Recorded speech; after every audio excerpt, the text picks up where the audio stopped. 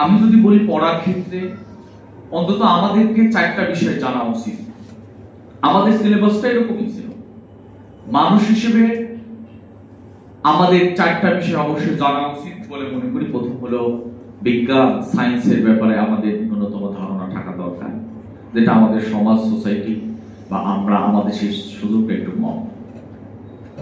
দ্বিতীয়ত হলো যে আমাদের আর্টস, এই বিষয়গুলো আমাদেরকে জানা দরকার।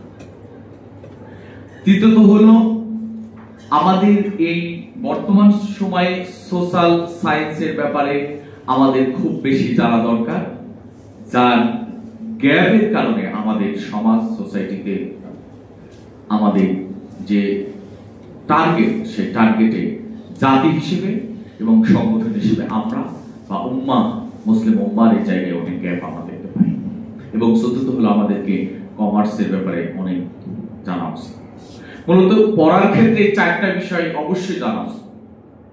এবং এই 4টার সাথে যদি আমি বলি, এই 4টা হলো আমাদের ভিজিবল ওয়ার্ল্ডকে ব্যাখ্যা করে।